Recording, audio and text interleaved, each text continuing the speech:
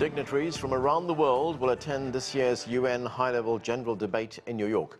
This as the United Nations marks its 80th anniversary amid geopolitical uncertainty, climate change and growing concerns over gender inequality and extreme poverty. Annalena Baerbock, president of this year's UN General Assembly, had this to say. We are at a crossroads, a make or break moment. But this is precisely when we have to work harder. Our forebears had the humility and grace to put aside their differences and work together in 1945. We need that same principles, conviction today. So if we want to make our United Nations stronger, then we would need the commitments from all the governments around the world to reflect not only in nice speeches how they can support the UN, but also when you have the next discussion in your parliament about budget and funding of the United Nations, when we can discuss ourselves what are the most important challenges besides peace and security, fighting climate crisis, supporting human rights and sustainable development. So this will be kind of the talking points for all the different bilateral meetings I'm going to have with heads of state.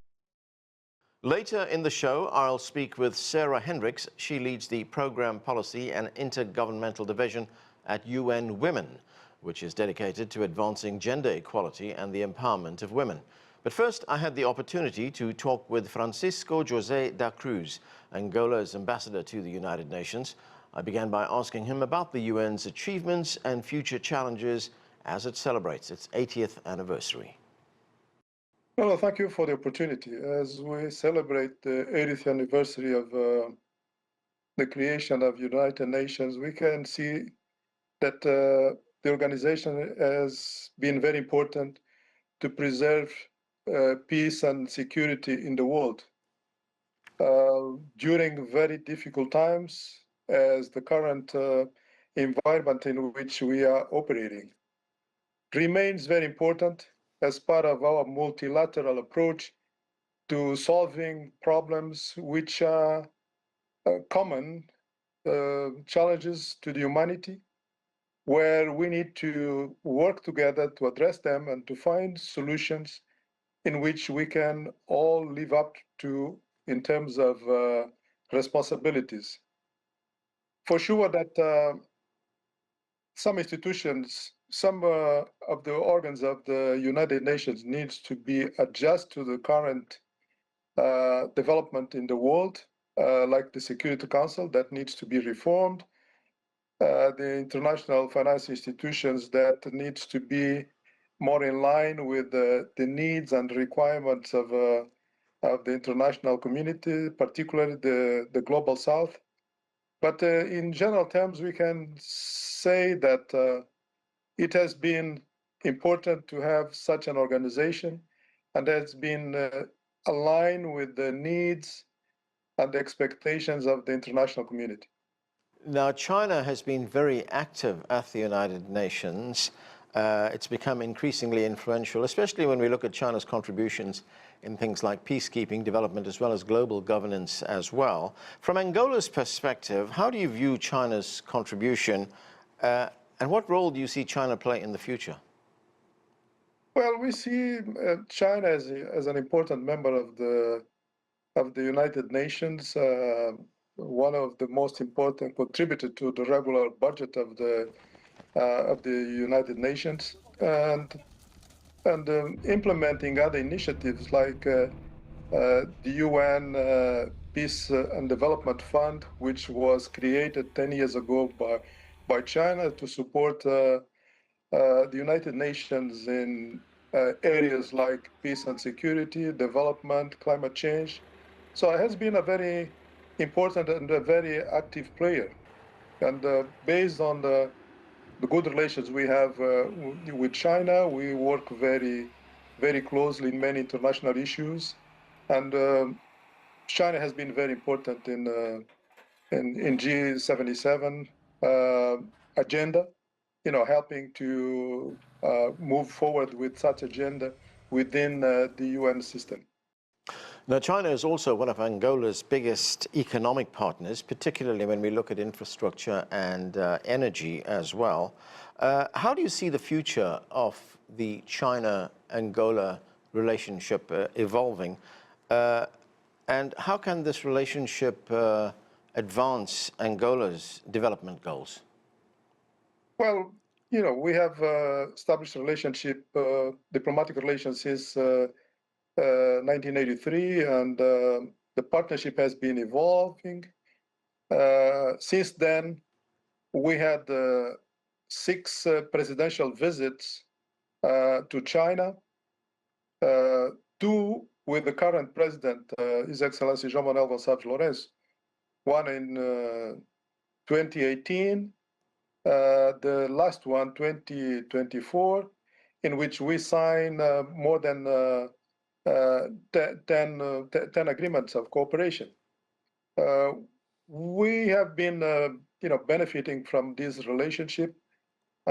We see China as an important partner to help us to advance with our development agenda. What we are looking for is to see more Chinese companies to be established in the country to help us to develop our industry instead of just providing goods, to be able to produce them locally so we can create more jobs, a broader base for economic development by having these companies producing in the country.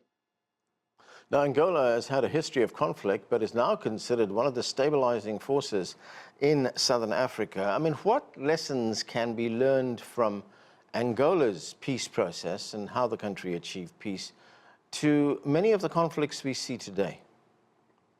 Well, we are a country that went through almost 30 years of internal conflict, and we were able to resolve it. Now we have a country stable with a very dynamic and inclusive democracy. Peace is possible in Africa. Peace is possible in countries going through conflict situations. And we have been providing our experience and our commitment to peace resolved to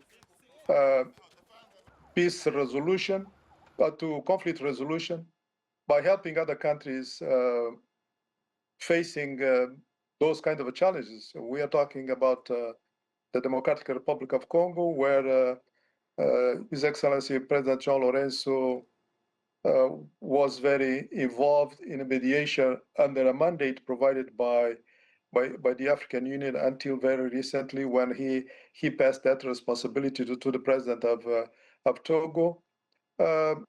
As the chair of International Conference on Great Lake Regions, the president of Angola has been also providing his leadership to see how the region can be more stable, focus on development by finding inclusive solutions to the challenges these countries are facing.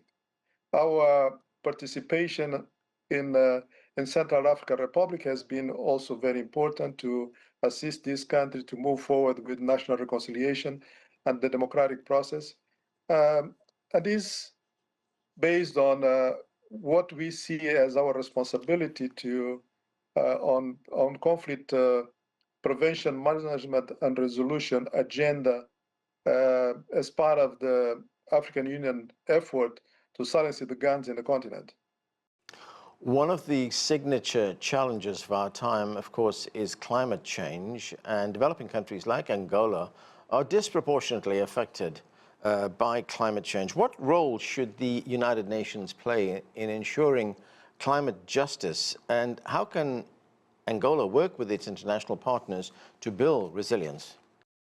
Well, we have been very involved in the discussions within the UN system regarding, climate change and ways of mitigating this, the impact.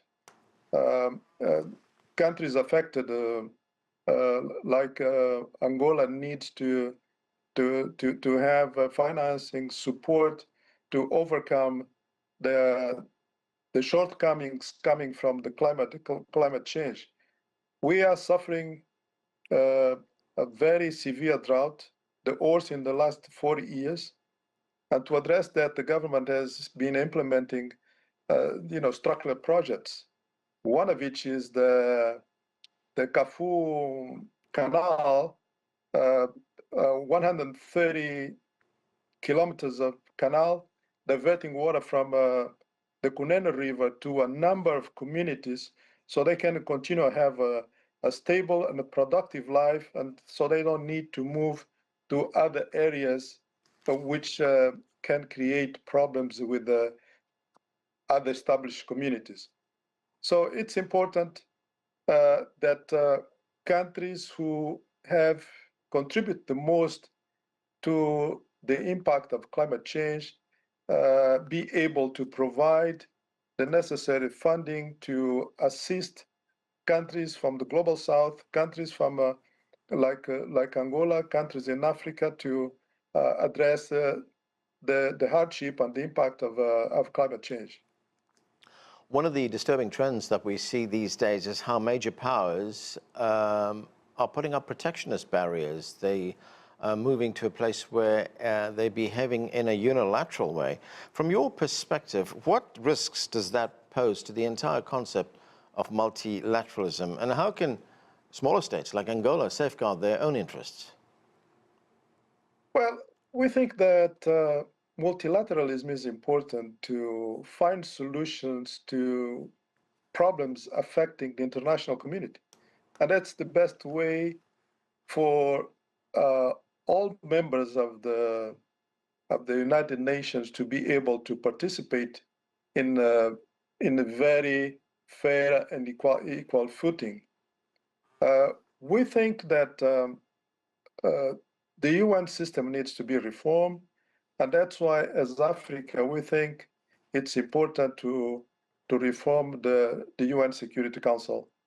In our case, to address an historical injustice, being the fact that we are the only continent not represented in a category of permanent members of the Security Council. We have put forward a common African position, which states that we should have 2 permanent seats and 5 non-permanent seats to be able to more effectively defend the interests of the African continent in the Security Council, and to be able to provide our views on how problems regarding peace and security can be addressed, even due to the fact that 60% of the Security Council agenda is related to conflicts in Africa. You mentioned reform of the United Nations, particularly the Security Council, but what are Angola's other main priorities at the United Nations, especially when it comes to things like peacekeeping, development, global governance as well? I mean, how do you see the country's role evolve?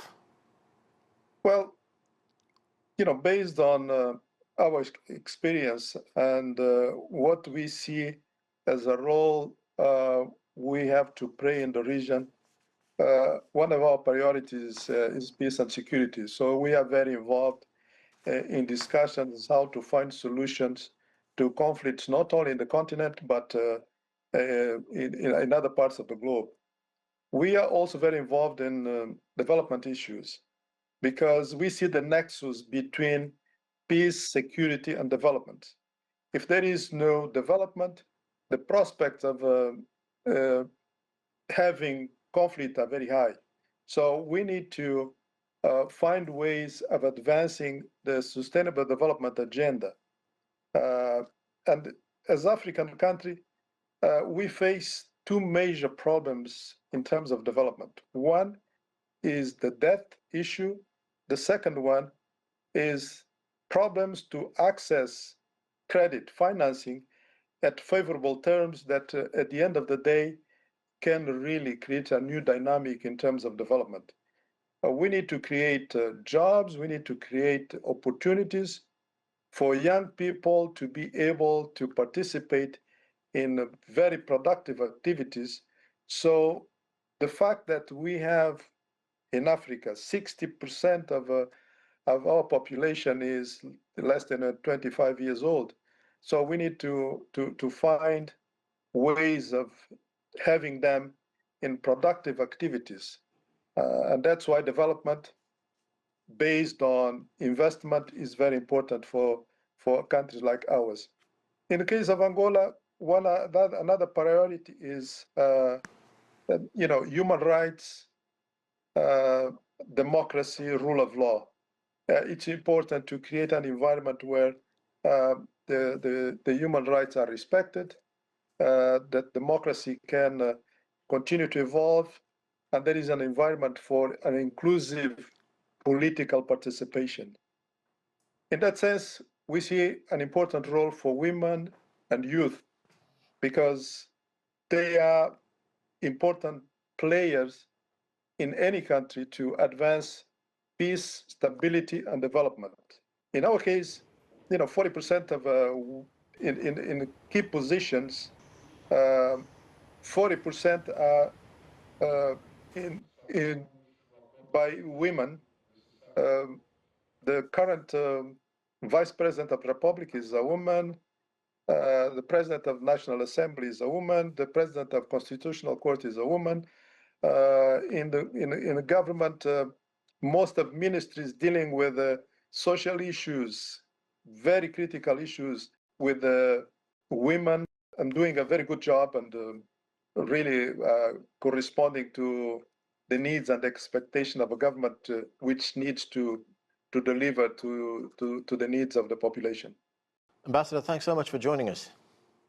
Thank you for the opportunity. We now take a look at UN Women, the United Nations entity for gender equality and the empowerment of women. I spoke with Sarah Hendriks, the UN Women's Director of the Policy Programme and Intergovernmental Division, and asked her how women have contributed to advancing peace, security and human rights. It's great to be here today. And really, from the very start of the United Nations, women have actually shaped the DNA of the UN. In 1945, there were only 4 women amongst the signatories of the Charter. One of them was named Bertha Lutz and Minerva Bernardino. They fought to ensure that the word women actually appeared in the founding text and secured equality at the heart of the UN's mandate. 80 years on, today, only 29 countries are led by women, and just 1 in 5 is actually a permanent representative here in New York. Despite these enduring imbalances of power, women have actually driven every frontier of peace and rights, whether that's drafting the Universal Declaration of Human Rights, to mobilizing towards the Beijing Declaration and Platform for Action, to actually securing more durable peace agreements. I think it shows us a really simple truth, and that is when women lead, peace follows. When women lead, rights are protected and economies thrive. You mentioned the Beijing Declaration and Platform for Action. It's marking its 30th anniversary this year. It's a global agenda for gender equality and the empowerment of women and girls. What made this resolution such a game changer in the advancement of women's rights?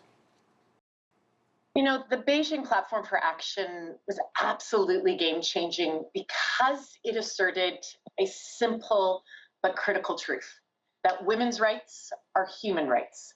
And 189 governments around the world committed to a comprehensive and transformative blueprint for gender equality. It was also historic in scope and in spirit. It named 12 critical areas, from education and health to violence to power and peace, all of these remaining urgent today. It also actually had remarkable foresight. It named technology and environment as new frontiers where the agenda for women's rights would be most needed. And now, 30 years on, the Beijing Platform for Action really continues to mobilize governments, the UN and women's movements. Over 150 countries around the world just this year have reported on their actions taken, a really clear testament to the continued relevance and the continued power of the Beijing Platform for Action. And its power lies not only in words, but also in the consensus it forged. It's a living promise, if you will, that progress for women and girls is really the measure of progress for humanity itself. And when it comes to gender equality, what kind of progress has China made in education and bringing more women into the workforce? China has made such strong and impressive strides in expanding education as well as access in the labor market for women. Women now make up more than half of the university and graduate students across China, excelling actually across all disciplines. Women across China also participate in the workforce at one of the highest rates globally, with growing visibility in entrepreneurship as well as small business ownership. Our latest report by UN Women and UN DESA, called the SDG Gender Snapshot, it reminds us, however, that right across the world, when we pull out, progress in education isn't necessarily always translating into equality in the workplace or in leadership. Globally, women are still pushed out of the labor force because of things like unpaid care work or being paid less for their work, or gender parity in management, which actually still globally remains nearly a century away.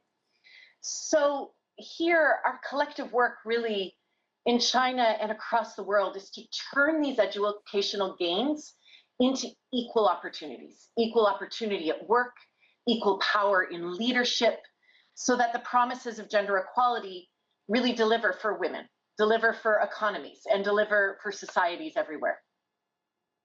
Now, UN Women, as well as the UN Department of Economic and Social Affairs, have collaborated on an extensive report, a snapshot, if you like, on the progress of the Sustainable Development Goals for 2030. What are some of the key takeaways in that report when it comes to alleviating extreme poverty?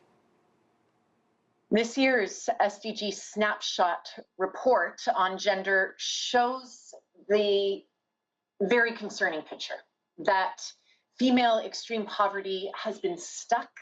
It is stagnated at about 10% since 2020.